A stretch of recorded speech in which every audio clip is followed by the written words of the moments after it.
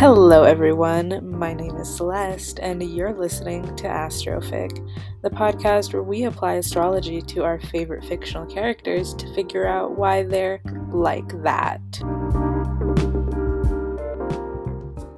But first, let me explain how this works and who I am.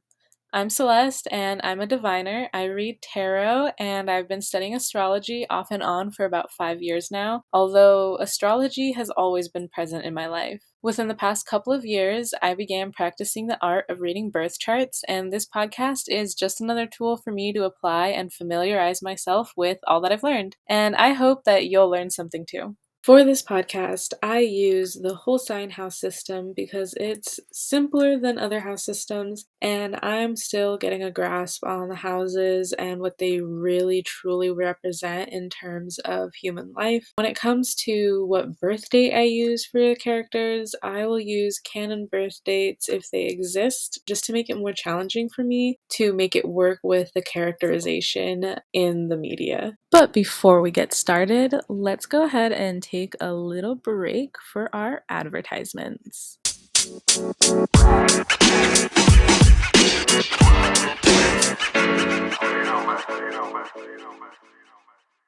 On today's episode of Astrofic, we're going to be talking about none other than the gorgeous blonde lawyer Elle Woods of Legally Blonde. Something to note is that Elle has a canon birthday and year, so everything in this episode will be completely accurate to her actual birthday, except her rising sign and the houses. There was no canon birth time that I could find, so I just went ahead and picked a rising sign for her. Just jumping right in, we know that Elle is a Gemini because she says so in the movie. Personally, I love that for her. I think in the last episode I talked a little bit about Gemini and how it gets a bad rap, so if you want to hear about that a bit more, listen to my last episode on Zuko of Avatar: The Last Airbender. Anyways, Geminis are just so clever and witty and fun. That's one thing about the mutable signs. They know how to have fun. I think having a Gemini sun definitely contributes to people's perception of Elle being the ditzy, airheaded blonde. Everyone underestimates her, and it's almost entirely because of her being Gemini and mutable sign dominated. I'll get into that more when we talk about her ruling planet. Next, we've got her moon in Pisces. Now, despite her having a canon birthday, there is no canon birth time. According to my calculations, she could have either been an Aquarius moon or a Pisces moon, but she would have had to have been born really early in the morning to be an Aqua moon. And as someone with an Aquarius moon, I don't think it suits her. A Pisces moon, though?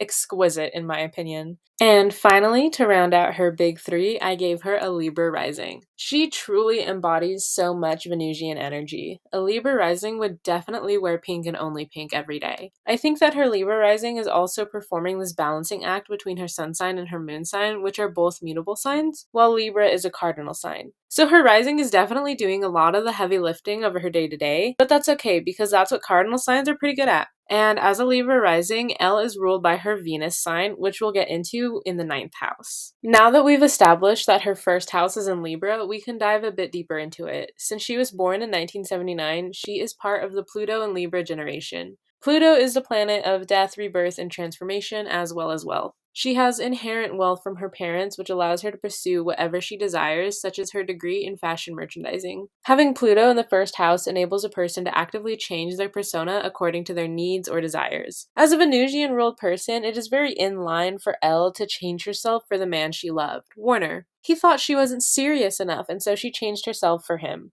However, the lesson in Pluto in first house is often that one shouldn't change themselves for others, but for themselves. Moving on to the second house, which Elle has in Scorpio. The second house is the house of financial stability, money, value, and skills. This makes me think that maybe her parents did something kind of shady to acquire their wealth, but there's no evidence to support that idea, and her parents aren't even named in the series, so we're just going to continue on. She does have one planet present, though, the generational planet of Uranus. In the sign Scorpio, Uranus is in exaltation. Being in exaltation means that the planet, while not in its home sign or domicile, which for Uranus is Aquarius, it is still very comfortable in that sign. Uranus is comfortable in Scorpio because it is all about transformation, and Uranus is known as like the cosmic ground shaker. Uranus isn't tactful about its transformation and change as Pluto is. It just goes without thinking so much of the consequences. We see this in Elle as she just completely changes her lifestyle and uproots herself to go to Harvard despite warnings and concern from everyone around her. She goes from partying every weekend to studying day and night for the LSATs, much like Uranus would prompt her to. Going to Harvard kind of changes her personal values and definitely enhances her skill set in a way she couldn't have achieved without attending Harvard Law. Her third house is in Sagittarius. The third house is the house of communication and thinking. In Sagittarius, it adds to Elle's sort of emotion based way of communicating. And with Sagittarius being a notorious partier sign, it makes total sense to me why she would join a sorority and put so much emphasis on parties. Well, not so much emphasis as it is just that she plain enjoys partying. Elle does have a planet in the third house, Neptune, the planet of imagination, spirituality, and delusion. Neptune doesn't feel any type of way about Sagittarius, so it's pretty neutral in this sign. However, Neptune in third house Sagittarius is absolutely the reason why she came up with the idea to make her admissions essay an iconic video. Instead of doing things the same way that every other applicant was, she made herself stand out. That's Neptune in Sagittarius, baby. L's fourth house in Capricorn and fifth house in Aquarius are both empty, so we're just going to skip right over them to her sixth house in Pisces. With the sixth house in Pisces, Elle has to really work at changing her daily routines to fit whatever it is she's striving towards. But I don't mean that she struggles starting tasks, it's more that Elle struggles to stay consistent because she wants to be doing other things. Like when she's studying for the LSATs, we see that she probably would have skipped out on studying for Greek week if she didn't have her sorority sisters looking out for her and keeping her on task. I can especially see why she would need, like, chaperones almost, because her moon is in Pisces' sixth house. The stereotype for Pisces moons is that they cry over everything, and that isn't any less true for Elle. I do think her air sun and rising allow her to keep it under wraps until she's in a place she feels comfortable enough to cry in, though. Well, in most cases, anyway. When Warner broke up with her in that restaurant, there is no way she could have kept that under control. She was devastated. With the moon in sixth house, though, however she's feeling emotionally can definitely sway how she goes about her day to day activities. We see this after Warner breaks up with her and she spends a week or two just in her room, crying, eating chocolate, watching romance movies. Definitely not the Elle that we know and love now. Her seventh house in Aries is also empty, so we're just going to skip over that to her eighth house in Taurus, which has two placements present. We're going to begin with the planet present, which is Mars. Now, Mars in Taurus is actually in detriment because Taurus is Venus ruled. Detriment means that it is a difficult placement to work with, but not impossible.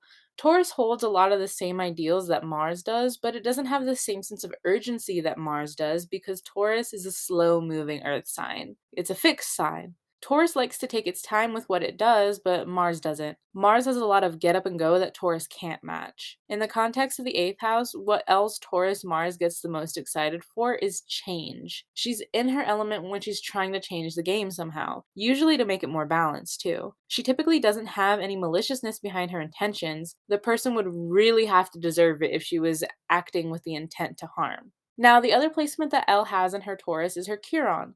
To me, this reads as if maybe Elle trying to change for Warner wasn't the first time. However, it does seem it was the last time she would do that. It's very possible that she could have tried to change things about herself and her circumstances in the past to make others happy, not just Warner. But after the debacle with Warner, when it really truly didn't work, she learned that changing herself would never get her what she wants. She has to stay true to herself. And I think the healer part of the wounded healer aspect of Chiron for Elle lies in the fact that she has a movie. Legally Blonde is a staple in modern media that teaches young people, young femmes especially, that they don't have to change themselves for others. Whether it's for a lover or a job, you'll be so much happier and feel so much more fulfilled and successful if you're staying true to yourself. That's Elle's lesson from her Chiron, and we as an audience just so happen to be in the timeline, therefore fulfilling her Chiron placement. This brings us into Elle's ninth house in Gemini. The ninth house rules philosophy, higher education, and long distance travel. This is the house her iconic sun sign resides in. But before we talk about her sun's placement in the ninth house, I want to talk about her ruling planet, Venus in Gemini. This is another planet in a relatively neutral sign, but because of people's vilification of Gemini, a lot of people think a Gemini Venus is a bad placement. That's simply not true. Gemini Venuses are so witty and clever and naturally romantic. Gemini is ruled by Mercury, so people with Gemini Venus are often very good at communication with their partners. They also tend to like doing new things with their partner, creating new experiences together. It's no wonder she moved across the country to try and win back her ex. She thought he was the love of her life, until she learns how much of a douche he really is. And after having that realization, she finally decides she's done with him, much like a Gemini would. In fact, I would go so far as to say that her ninth house Gemini Venus is one of the placements that stand out most in her chart. Elle Woods is a very Venusian person as a Libra rising, so it makes sense that her Venusian influence is filtered through this very Gemini lens that both her Venus and her Sun are in. She's witty, charming, a socialite, loves partying and talking to people, learning new things, and most of all, she loves learning other people's point of views. The fact that she loves learning how other people see the world and experience it is one of the reasons why she is so hurt that others don't do the same for her. They just assume she's a ditzy blonde who doesn't understand the real world and doesn't take things seriously. Like, that's fucked up to think of someone and to say behind their back or to their face. With her Sun and Venus in the same house and placement, plus her moon being in the very emotional Pisces, Elle wears her heart on her sleeve. She doesn't hide her emotions because feeling them makes her stronger. I find that so admirable as somebody with an air moon. Alright, now let's just shift a little bit to talk more in depth about her Gemini Sun in the ninth house. Elle shines the brightest when she's able to be her bubbly blonde Gemini self. She talks all the time about how much she loves mixers and parties and social events like that. She's in her element when she's in social situations and able to captivate everybody with her intelligence and wit and, overall intellect. That's why it's so devastating for her when she's constantly made fun of and belittled by her law school peers. None of them take her seriously despite her getting in based on her skills alone. We see clearly that despite the admissions team also judging her persona harshly, they can't deny her work ethic and thus admit her into Harvard Law. I mean, of course, the fact that she could pay with her daddy's money probably helped a bit, and they did see her as like a diversity student. So Elle definitely has a leg up on people like Emmett, but Warner and Vivian weren't any better than Elle at law. Which we find out for sure because Vivian tells Elle that Warner was waitlisted from Harvard at first. I would also argue that Elle's natural communication skills are why people tend to confide in her so easily, like Paulette the nail tech. This would make her Gemini nature her biggest asset. See, Gemini ain't so bad. Alright, last third of the houses, here we go.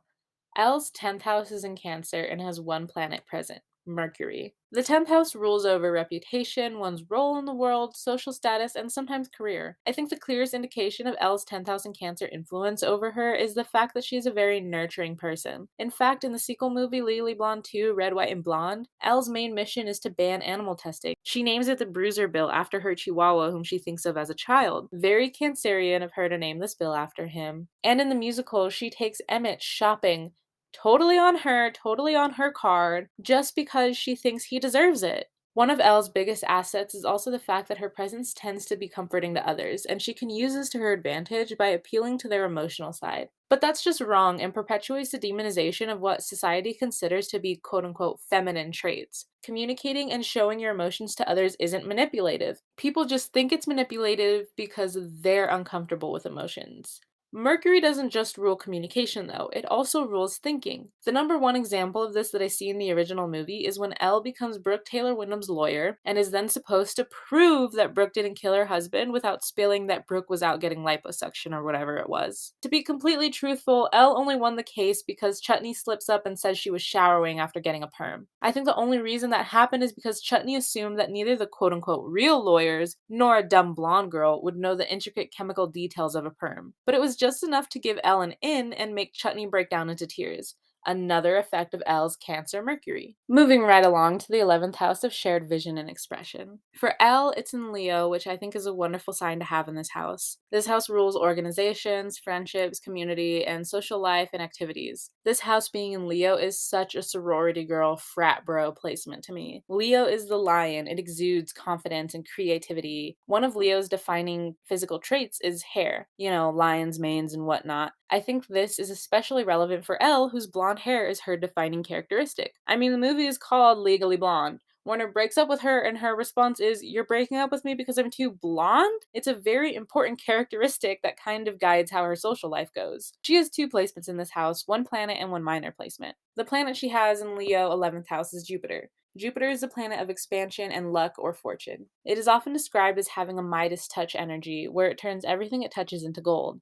Now, if it had been in the house before, it would be an exaltation in Cancer, but I feel it fits better in Leo for Elle. I just think that when Elle is allowed to be herself, the world opens up for her in a way.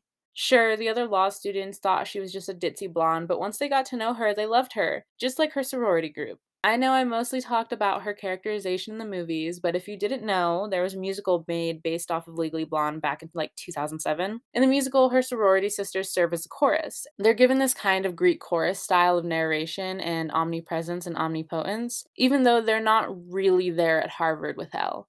And that is such a cool creative thing to do. Very Leo to me. Leo can be a very lovable sign, especially for someone as Venusian as Elle. It's no wonder everyone loves her once they get to know her. It's just a matter of people giving her a chance. Like that one guy in her class who was kind of strange, I can't remember his name. But Elle sees him get rejected by a girl in a very mean way, and she just jumps into action and helps him score a date with her by pretending like he gave Elle the best night of her life and then left her hanging. After that, he was a lot less nervous around Elle and was actually really nice. I mean, he was one of the only people who was ever nice to Elle before she scored the internship with Cunningham, so it's no surprise that after she does him a solid, he's even nicer to her. The other placement that Elle has in the 11th house Leo is her Lilith sign. Lilith is a point in a birth chart calculated via the moon. It is, to my understanding, the darkest point in the sky at the moment of one's birth. Therefore, it represents the darker parts of you or your quote-unquote shadow side. Elle puts a lot of emphasis on her appearance and social life. This makes the initial social rejection from her peers sting even more. It hits a very sensitive, possibly even insecure place for Elle.